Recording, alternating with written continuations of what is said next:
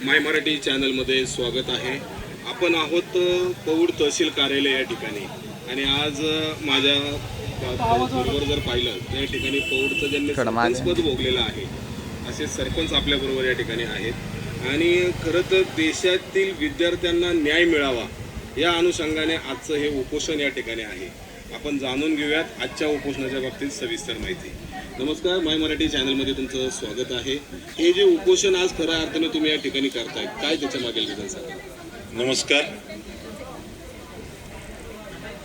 गेले 20 दिवस सोमन वांगचुन हे दिल्ली येथे उपोषणाला बसलेले होते.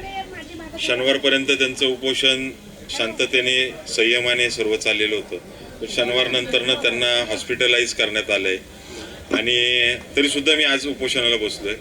माझ्या उपोषणाचे 2 मुद्दे महत्त्वाचे आहेत. एक पहिला की सोनम वांगचुन यांना माझा जाहीर पाठिंबा आहे. तो पाठिंबा कशाला आहे तर त्यांच्या व्यक्तीसाठी आहे, त्या व्यक्तीच्या विचारांसाठी आहे. त्यांनी जे लेह, लडाख आणि काश्मीर खोऱ्यामध्ये जे काम उभं केलेलं आहे ते लाखांनी जोग आहे. त्याची दखल जगामध्ये घेतली गेली आणि जगामध्ये दखल घेत असताना त्यांना जगातनं पुरस्कार भेटले, पण भारतामध्ये त्याची उणीव भासली जाते, त्याची दखल घेतली जात नाही. ह्याचं दुर्दैव वाटते आणि अशा माणसाच्या विचाराला प्रेरित होऊन मी त्यांना पाठिंबा देण्यासाठी या ठिकाणी उपोषणाला बसलेलं आहे. माझं उपोषण हे कुठल्या पक्षाच्या विरोधात नाही, कुठल्या यंत्रणेच्या विरोधात नाही, काही नाही. माझं उपोषण सकारात्मक आहे, जे सोमन वांगचुनसाठी आहे, त्यांच्या विचारांसाठी आहे. अशासाठी मी उपोषणाला बसलोय. आज जर आपण परिस्थिती पाहिली की गेले 2 महिन्यापूर्वी नीटची परीक्षा झाली. नीटच्या परीक्षेचे पेपर फुटले गेले. नीटची परीक्षा कशासाठी होती तर डॉक्टर होण्यासाठी. तर तो डॉक्टर होण्यासाठी जर पेपर फुटलेला असेल 5 ते 10 लाखापर्यंत त्या एका पेपरची किंमत जाते आणि तो पेपर फुटून तो पास झालेला विद्यार्थी डॉक्टर बाजारात समाजामध्ये आल्यानंतर तो लोकांना कसं तपासणार? सर्दी खोकल्याचं औषध सुद्धा त्याला देता यायचं नाही, अशी त्या परिस्थिती त्या डॉक्टरची असेल. मग असे डॉक्टर आपल्याला समाजाला पाहिजेत का? तर नको. आपल्याला चांगले पाहिजे, जे चांगला अभ्यास करतात, जे करतात. आज चला 16 तारखेला परवा दिवशी निकाल लागला. आपल्या दौंडची विद्यार्थिनी कुदळे, श्रावणी कुदळे ही देशामध्ये 5वी आली. मग ह्या चांगल्या विद्यार्थ्यांचं नुकसान होतं ना. त्यावेळेस परीक्षेचे पेपर फुटले. पेपर फुटल्यानंतर परत त्याच्यामध्ये गैरव्यवहार झाले. ते परीक्षा झाली म्हणजे त्याच्यामध्ये आत्महत्या झाली. काही विद्यार्थ्यांनी आत्महत्या केली. त्यांचं शैक्षणिक नुकसान झालं, त्यांचं आर्थिक नुकसान झालं, मानसिक नुकसान झालं. ह्याला जबाबदार कोण? ह्याची जबाबदारी घेणार कोण? संबंधित यंत्रणेने त्याची जबाबदारी घेतली पाहिजे, त्याच्यावरती कारवाई व्हायला पाहिजे. ती कुठेही होताना दिसत नाहीये. त्याच्यामुळं आता 16 तारखेला परवाच्या दिवशी नीट परीक्षेचा निकाल लागला. माझ्याकडे आता त्याचा रिपोर्ट असा आहे की साधारण बीड जिल्ह्यामधला एक चव्हाण म्हणून विद्यार्थी आहे, पुण्यातला एक जण आहे, संभाजीनगर मधली एक विद्यार्थिनी आहे. ह्यांचे OMRला वेगळे मार्क दिसत आहेत आणि तुमचं ऑनलाईनला वेगळे मार्क दिसत आहेत. ही तफावत का? म्हणजे 700-750च्या वरती त्यांना मार्क पडलेले आहेत आणि गुणपत्रिकेवरती वेगळे मार्क. म्हणजे तुम्ही परीक्षा घेतानाही घोळ केलाय, तुम्ही गुणपत्रिका करतानाही घोळ करताय. ह्याची जबाबदारी कोण घेणार? विद्यार्थ्यांचं नुकसान करताय. आज विद्यार्थी, तुम्ही एखादा शिक्षक नेटची परीक्षा देऊन तो शिक्षक होतो, तो शिक्षक होऊन जर 10 लाखाला एक पेपर विकत घेऊन तो नंतर मुलांना काय शिकवणार? म्हणजे भ्रष्टाचारातच सगळं गुरफटलेलं आहे. यंत्रणा ही ह्याची जबाबदारी संबंधित यंत्रणे घेतली पाहिजे, त्याच्यावरती ती कारवाई व्हायला पाहिजे. पण याच्यासाठी समोर कुणीच यायला मागत नाहीये आणि जे विद्यार्थी येत आहेत ते आपण पाहतोय उघड्या डोळ्याने. मला कुणावरती टीका करायची नाही.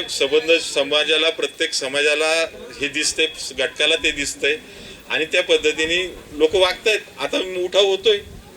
मी माझं एक समाजाशी बांधिलकी आहे, त्या बांधिलकीच्या नात्याने मी आज इथं उपोषणाला बसलोय आणि आपण काहीतरी देणं लागतो समाजासाठी. ही जाणीव माझ्यासारख्या एका सर्वसामान्य कार्यकर्त्याला, एका नागरिकाला आहे. मी इथं जरी उल्लेख होतो की बाबा मी सरपंच होतो किंवा मी पत्रकार, मी इथं सरपंच म्हणून नाही, मी पत्रकार म्हणून नाही, मी या भारताचा एक नागरिक आहे, सामान्य नागरिक आहे पहिल्यांदी, म्हणून मी इथं बसलेलो आहे. आणि त्या सोनम वांगचूक यांच्यासाठी आणि त्यांच्या विचारांसाठी या ठिकाणी बसलेलो आहे. एवढंच माझं ज्यांचे विचार तुम्ही या मुळशीमध्ये राबवायचं म्हणताय किंवा ज्यांचे विचार तुम्ही मुळशी तालुक्यातील काना कोपऱ्यापर्यंत पोहोचले पाहिजेत, खरं या विचाराची या मुळशी तालुक्यातील विद्यार्थी आणि इतरांना गरज वाटते का? 100% गरज आहे. या विचारांची 100% गरज आहे. का तर आज आपण पाहतोय ना, तुम्हाला आधुनिक युग आलेलं आहे. आज प्रत्येक गोष्टीमध्ये तुम्हाला आधुनिकता पाहिजे, सगळ्या गोष्टी हे पाहिजे. तर तुम्ही तिचं जर नसेल तर पुढे जाणार कसं आपण? आपल्याला जाण्यासाठी आजच्या युगाप्रमाणे चालावं. आज AIचं युग आहे, IT चं युग थोडंसं मागं पडत चाललंय, आता AIचं युग आहे. AIच्या युगामध्ये आपल्याला त्या पद्धतीने चालायला पाहिजे. पुढच्या 5 वर्षात आता 4G नाही, आता 5G यायला लागले, 6G येणार आहे, 7G येणार आहे, त्याच्यानुसार आपल्याला चालवं लागणार आहे. मग ही मुलांमध्ये पाहिजे ना ह्या गोष्टी. आज जर पाहिलं तर या ठिकाणी कुठंतरी तालुक्यातील विद्यार्थी वर्ग कुठंतरी आज आपल्याला आपल्या या उपोषण करण्याच्या व्यासपीठावरती दिसत नाही. मनाला थोडंसं वाईट वाटतं. वाईट त्याचं नाही वाटत आहे, वाईट ह्या गोष्टीचं वाटतंय की आपण सगळ्यांकडे आव्हान केलंय. आज विषय असा झाला की 4-2 दिवसातला हा निर्णय आहे की आपल्याला याच्याबाबतची फार प्रसिद्धी करता नाही आली किंवा त्यांच्यापर्यंत जास्त पोहोचता नाही आलं. जे संबंधित आता सोशल मीडिया फोन मार्फत आपण ज्यांच्यापर्यंत पोहोचलो, आणि मला वाटलं म्हणून मी बसलो की लोकांपर्यंत आता ह्याची व्याप्ती वाढवावी लागेल. आता ही नुसतं आजचं उपोषण 5 वाजता संपलं म्हणजे माझं काम संपलं हे होत नाही. हीच कामाची माझी जबाबदारी वाढली गेली. मला त्या विद्यार्थ्यांपर्यंत पोहोचावं लागेल, त्या पालकांपर्यंत पोहोचावं लागेल. ते आता हळूहळू त्या पद्धतीने काम आपलं चालू होईल. जे मी आता आपल्या मार्फत या सर्वांच्या मार्फत किंवा या व्यासपीठावर हे आव्हान करतो की हे आपलं एक सकारात्मक काम आहे. ह्या सकारात्मक कामामध्ये ज्यांना कुणाला योगदान द्यायचंय, ज्या पद्धतीने सहकार्य करून येऊन प्रत्यक्ष येऊन अप्रत्यक्ष त्यांनी करावं.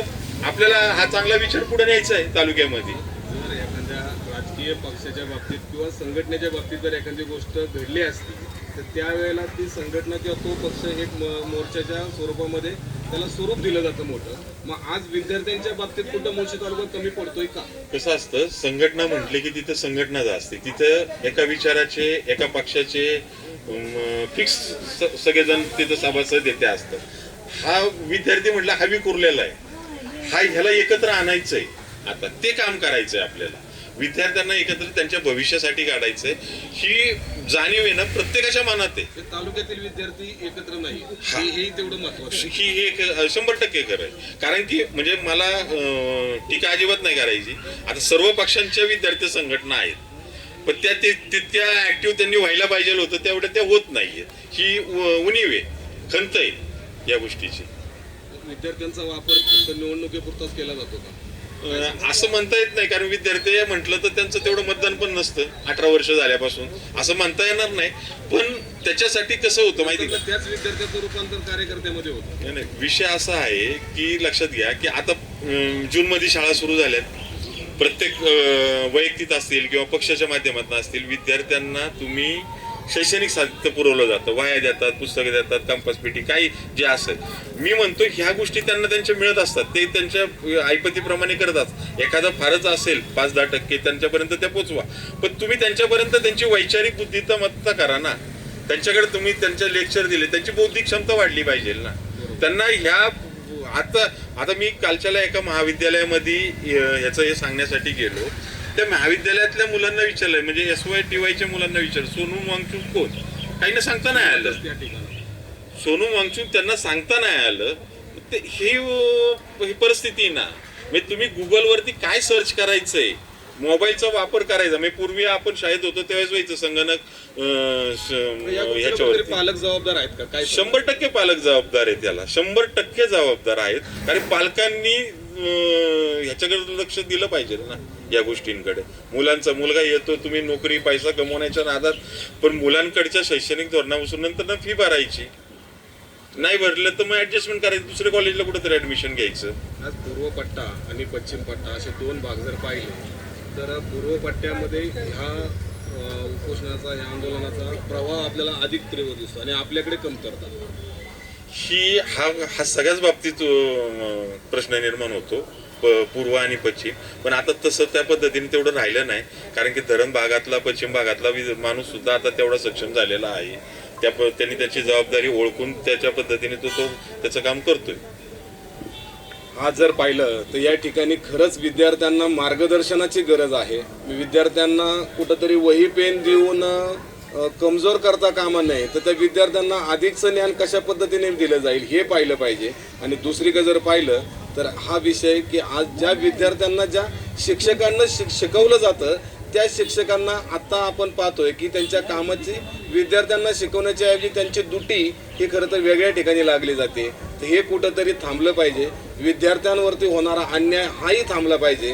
जर आजचा विद्यार्थी हा पुढचा राजकीय नेता आहे, तो पुढे गाव चालवणार आहे, देश चालवणार आहे.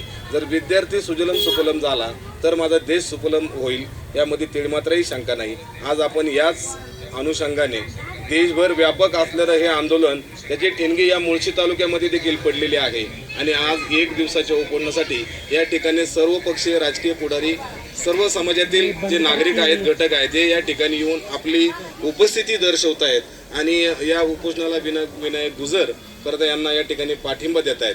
आज आपल्याला या ठिकाणी माय मराठीच्या चॅनलच्या माध्यमातून पेटलेली ही ठिणगी जी आहे ही देशभर, गावभर, तालुकाभर, जिल्हाभर, राज्यभर कशी होईल, राज्यभर, याकडे आपण पाहणार आहोत. कॅमेरामन हरीश म्हात्रेसह संपादक पप्पू बंधारे, माय मराठी.